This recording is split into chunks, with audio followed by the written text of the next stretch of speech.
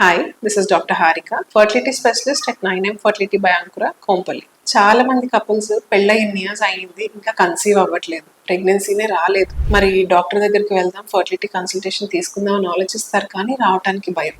ఎందుకు? ట్రీట్మెంట్ తీసుకోవడానికి భయం అంటే కాదు, ఇంట్లో పెద్దవాళ్ళకి తెలిస్తే ఏమనుకుంటారో, చుట్టుపక్కల ఇంట్లో వాళ్ళు ఏమని ఆలోచిస్తారో వాళ్ళ గురించి అని చెప్పి అసలు ట్రీట్మెంట్కే రారు. అలా చాలా ఇయర్స్ గడిపేస్తారు వాళ్ళ కోసం ఆలోచించి.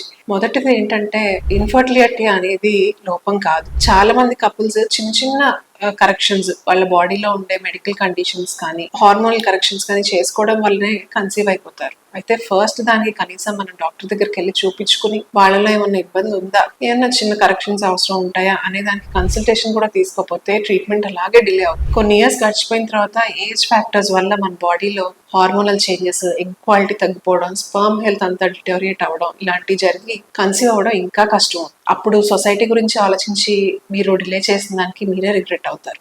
అట్లీస్ట్ డాక్టర్ దగ్గరికి వచ్చారు, ఫర్టిలిటీ కన్సల్టేషన్ తీసుకున్నారు అంటే దాని అర్థం ఐవీఎఫ్ ట్రీట్మెంట్ జరిగిపోతుందని కాదు. మనకి అసలు ఉన్న హార్మోన్ లెవెల్స్ కానీ, ఎగ్ క్వాలిటీ రిజర్వ్ ఉందా, ట్యూబల్ ఫ్యాక్టర్స్, గర్భసంచిలో పాలిప్స్ అంటారు, పులిపెర్లు కానీ గెడ్డలు కానీ ఏమన్నా ఉంటే అవి చిన్నవి కరెక్షన్, చిన్న చిన్న సర్జరీస్ తో కరెక్షన్స్ ద్వారానే కన్సీవ్ అయిపోయే వాళ్ళు చాలా మంది ఉంటారు. అది ఏంటో తెలుసుకోకుండా కన్సీవ్ అవ్వట్లేదని ఆలోచిస్తూ ఇంట్లోనే ఉండిపోతే వాటికి పరిష్కారం అనేది దొరకదు. ఎప్పుడైనా ఫర్టిలిటీ ట్రీట్మెంట్, కన్సీవ్ అవ్వాలి, చైల్డ్ ని రేజ్ చేయాలి అనేది హస్బెండ్ అండ్ వైఫ్ ఒక డెసిషన్.